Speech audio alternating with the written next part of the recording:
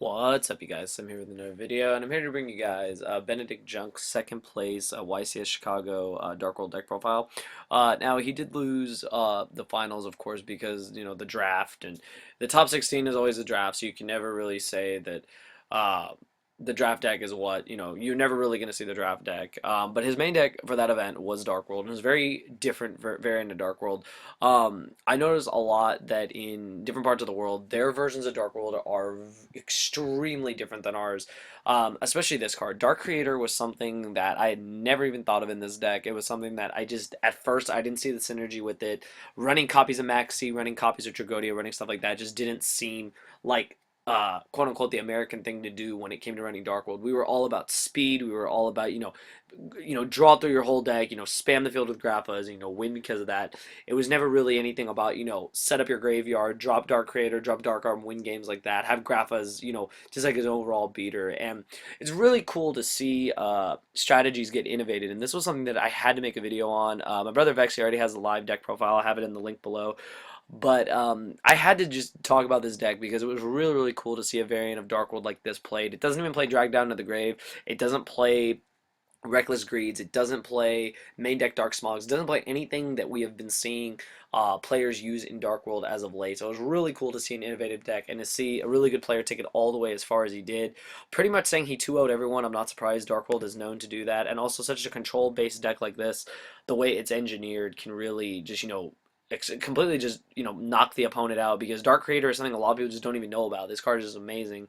So I'm just gonna get into the list real quick. So for the monsters, he ran 2 copies of Tragodia. He runs 3 copies of Maxi. So Tragodia was always gonna be big. You're always drawing a lot of cards in this deck anyway, and searching and stuff. So Tragodia is really good. It's also a fiend, so that's really important. The 3 Grapha, the 3 Dark Creators. For people who don't know what this card is, it can't be normal summoned or set. It can only be special summoned by having 5 or more dark monsters in your graveyard. While you control no monsters. Once per turn, you can remove and play 1 dark monster in your graveyard to special summon 1 dark monster from your graveyard. So basically, this is an 8. If you were to make rank 8s, this in a graph is really simple to do. But it's the fact that this has 3,000 defense, and it also is just a ridiculously hard monster to deal with. The fact that you can bring back, it's like a Monster Reborn, pretty much, and that's like ridiculous, being able to just Monster Reborn, graph a Monster Reborn cards to get, your combos going again. So this card is absolutely amazing. It's also a trade-in target.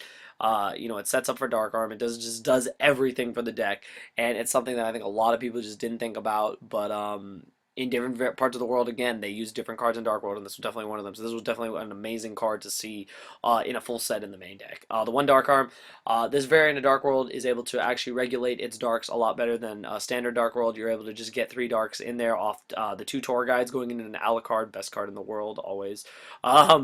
Being able to go into an Alucard and then detaching, and then if it dies, you're able to have your 3 darks for Dark Arm. So Dark Arm's always live in the deck.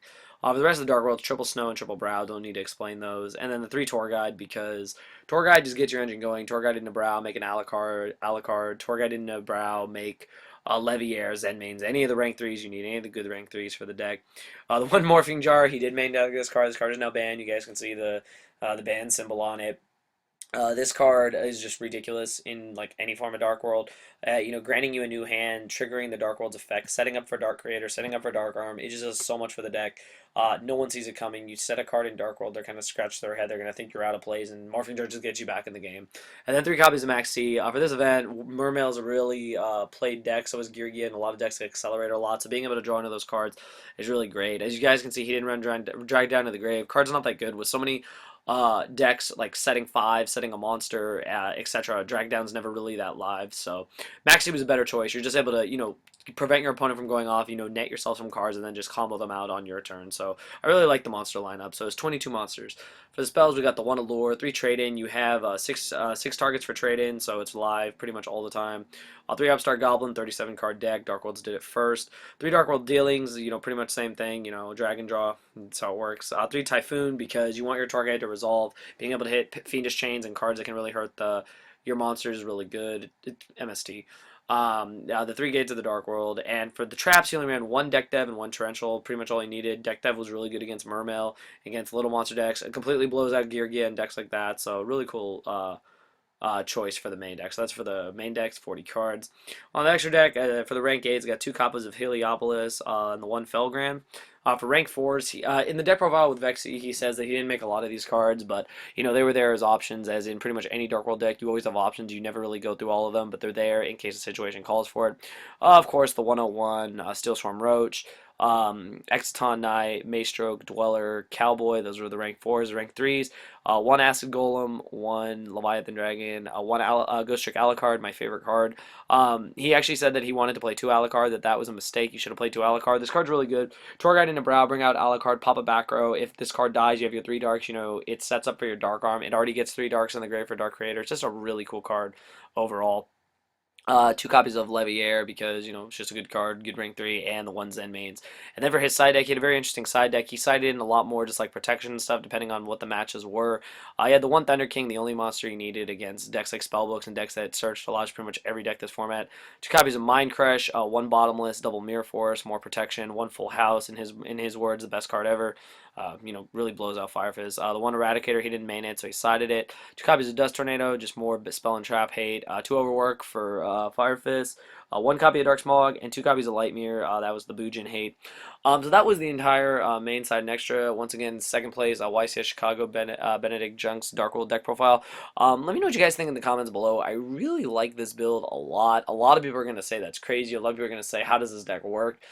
This deck is just really cool, and when you start testing with it, I've already started testing with it just a little bit. I made some changes, having to cut the morphing jar and stuff, and I just put in, I think I put in the Eradicator, I don't know. But it's just really cool to see innovation in the Dark World strategy. The Dark World deck is always going to be considered degenerate, it's always going to be considered skillless, but he didn't play Skill Drain, he didn't play any of those Floodgate cards, he literally just played straight Dark World, 9 Dark World monsters, a bunch of other Darks that do really cool things for the deck, the standard draw engine instead of drag downs, and he had trade-ins and stuff, and he ran 2 good traps that would just get him there, and, obviously he went pretty much undefeated.